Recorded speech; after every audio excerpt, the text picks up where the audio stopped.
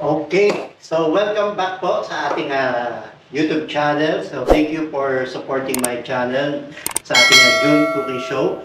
So today po, ang gagawin po natin is gagawa po tayo ng lumpiang sariwa. Okay, so ipapakita ko po sa inyo yung mga ingredients po na gagamitin natin para sa paggawa ng ating lumpiang sariwa. Okay, so unahin po muna natin dito sa ating sibuyas, bawang, yung ating Baguio beans, okay, then yung carrots, then yung ating ang tawag dito, makalimutan ko, singkamas. Okay, so wala po tayo nabili na ubod. Okay, so ito na lang po yung gagamitin natin, yung singkamas. At syempre yung repolyo po natin at yung ating lettuce. So, ginayat na po namin yan, no, para mabilis din po, no. Then, depende po kasi sa inyo yan kung paano hiwa ang gagawin ninyo. Okay, at syempre, nandito rin po yung ating yung ating asin, at ang ating brown sugar. Ayan. Then, syempre, meron din tayo yung ating magic sarap. Ayan. Then, yung soy sauce, and yung ating mamasitas na oyster sauce, and yung ating liquid seasoning. Okay? And yung ating pampalasa na chicken cube. Okay? Ayan. So, umpisahan na po natin ang paggawa ng ating lumpiang sariwa. So, magigisa po tayo. Okay, so painitin muna natin ang ating kawali. So, kapag mainit na po yung ating kawali, ilalagay na po natin ang ating mantika.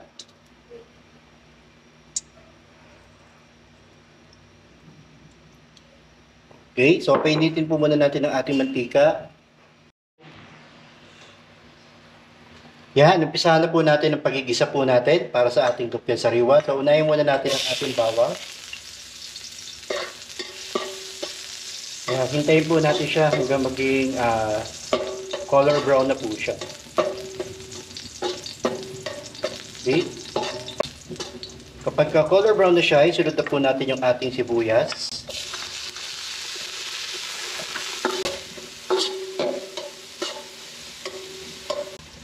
At susunod naman po natin ang ating carrots.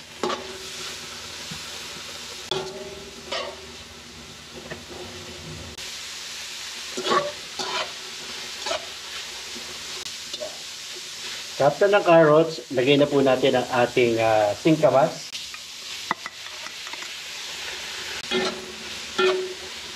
At sunod na natin ang ating Baguio beans.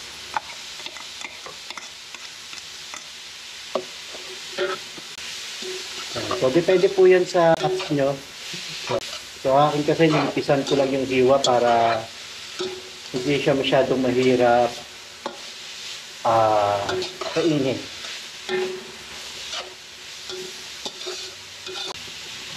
So, pwede siya lagyan ng konting mantika ulit. So, ako, naglagay ako. Pero susunod na natin ang ating repolyo. Okay.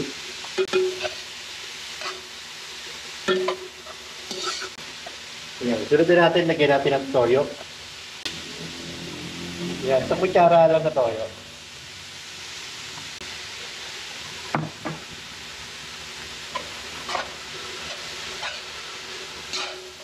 So, ito na po guys, no? Okay na po yung ating ginisa na gulay na ito po yung lalagay natin sa loob ng wrapper. Okay? Okay, so patayin na natin yung apoy. A few moments later.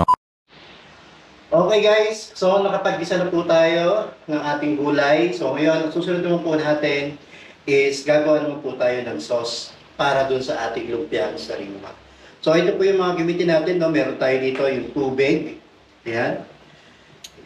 Okay, then meron tayong magic sarap, syempre. Then yung ating paminta, bawang, toyo, yung ating pikuman. At syempre, meron tayo dito yung brown sugar pa rin, no? Para matamis yung ating gagawin.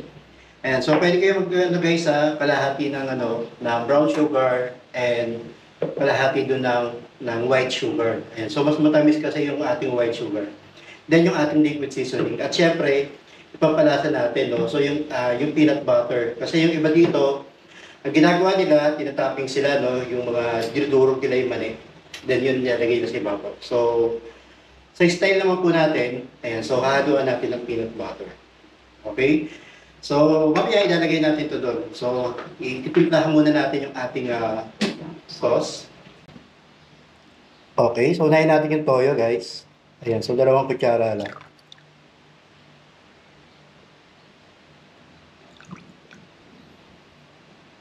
Okay, so tingnan nyo mabuti kung ano na siya. Yan yung kikuman natin.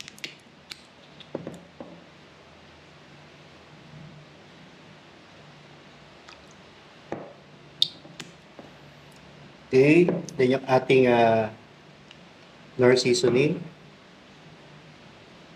Ayan, so konti lang.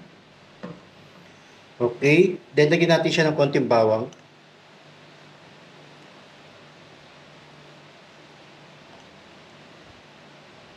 Okay, then yung ating sugar.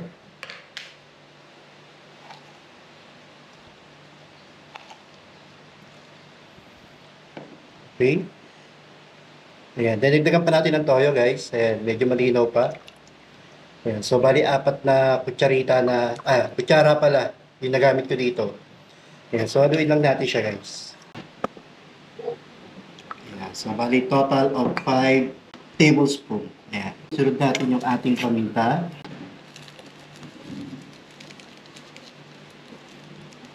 Ayan, konti paminta lang. Kunti lang pa rin naman. So, ilugay mo na lahat. Okay, then ang sunod naman natin dito,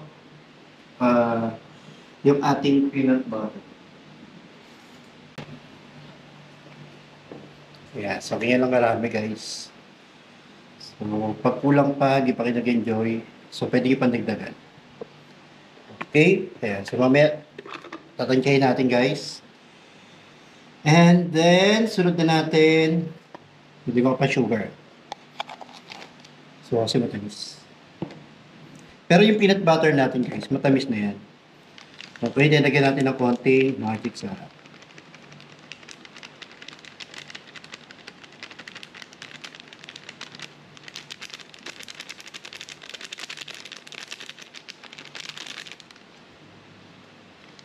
Nabuo na yung magic sarap natin. Okay, yan. So, haluin natin, guys. Ayan, so ito pwede natin ito isalang dun sa ating kalan. Okay, so ayan, nakasalang na po. So haluin lang po natin siya. At mamaya talagyan natin ito ng ating harina. Ayan, so papalapot natin. So kapag lusaw na yung ating peanut butter.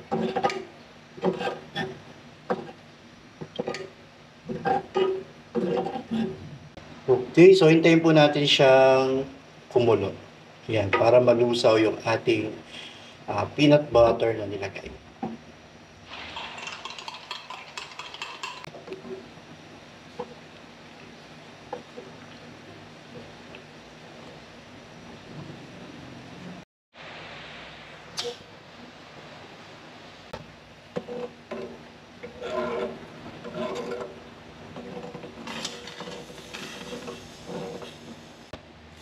Okay, lagyan po natin ng konting white sugar.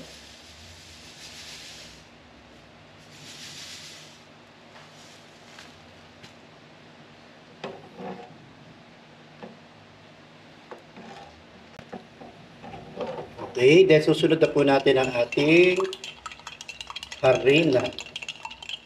Okay, pampalapot. So, tuloy lang po natin ang ating paghahalo. Okay, so nagdagdag ako ulit ng white sugar, guys. So, depende po sa inyo yan kung gaano katamis na gusto nyo. At eto, guys, nilagyan ko na siya ng guys, ng cornstarch para siya po ay lumapot. So, depende na rin po sa inyo sa dami ng cornstarch, no, kung gaano kalapot yung inyong gusto. Ayan. So ako kontento na ako dito sa lapot niya. Pero parang kulang pa. Naliligyan ko pa siya ng cornstarch. Hindi ako kontento sa lapot niya. Okay guys, ayan, so lagay ko na.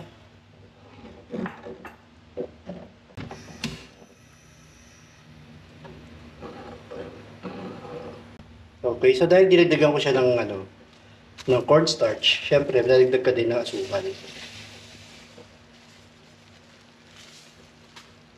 Okay.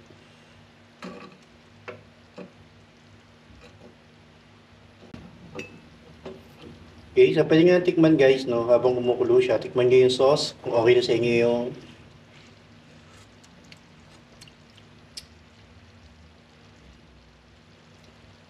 yan, okay na sa akin yung tamis guys, no. So lasang ano siya guys, lasang peanut butter. Okay, so yan, so kumukulo na siya guys.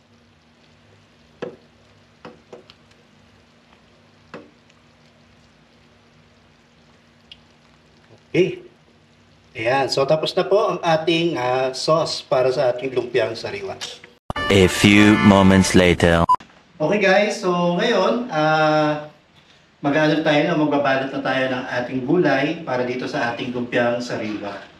Okay? So, meron po tayo dito mga wrapper po, no? Ayan. So, ganito lang po siya. Ayan. So, maganda po doblehin natin para medyo... So, depende po sa inyo. Ayan. So, kunin ko lang po yung ating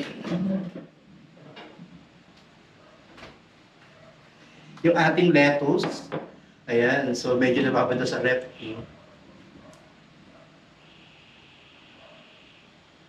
Ganyan na lang. Parang gusto ko dalawa.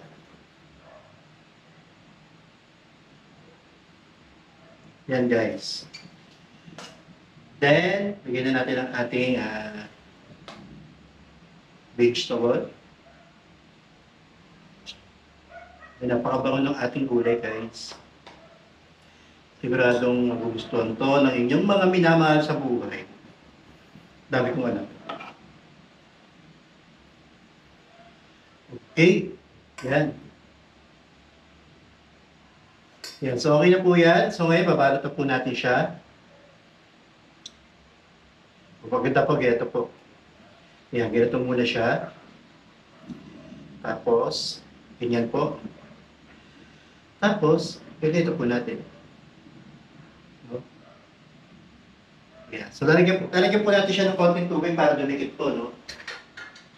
So, lalagyan po natin ng konting tubig para po dumikit po yung ating wrapper. Yan. So, yung iba po, ito ka nilalagay. Yan. So, depende po sa inyo yan, medyo may tinit pa yung ating gulay.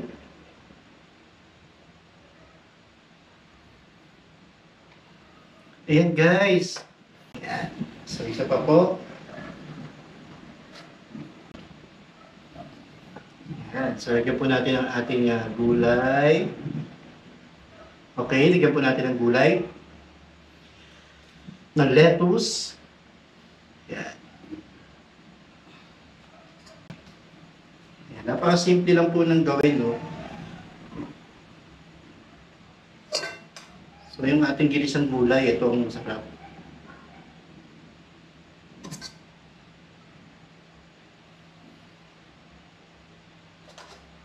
Damihan na natin para medyo lumumutok.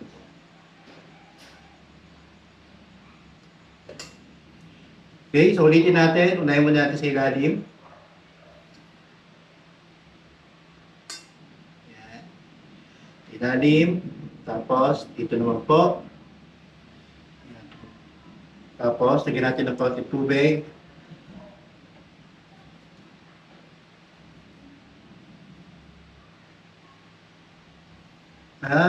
Ating didikitan sa kabila.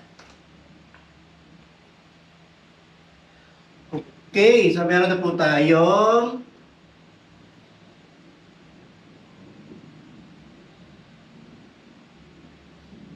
dalawa na nagawa. Okay, so after po niyan, nagawa na natin yung dalawang lumpia sariwa, then ilalagay na natin yung ating sauce. Lagyan na natin ang ating sauce. So, kompleto na po itong, kompleto ricado na po ito.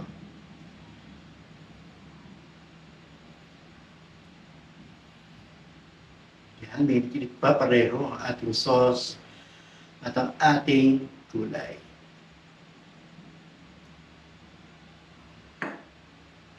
Okay guys, so nakagawa na po tayo ng ating lumpiang sariwa. So yung iba kasi guys, ilalagyan po ng bawang, ng toppings sa ibabaw nito. Pero ito kasi guys, hindi na kailangan kasi meron na tayong bawang. Okay, so pwede na natin siyang tikman. Guys, okay? Okay guys, so titikman na natin ang ating lumpiang sariwa. Ayan, so hunin natin yung isa guys. Okay, so gusto ko kasi guys, medyo masos. Kaya, so maraming sauce eh. Masarap kasi yung sauce na ginawa natin. Okay.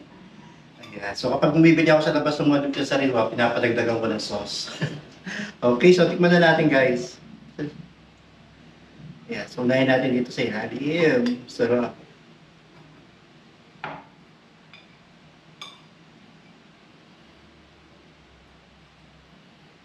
Okay, tingnan na natin guys yung ating lumpiang sariwa.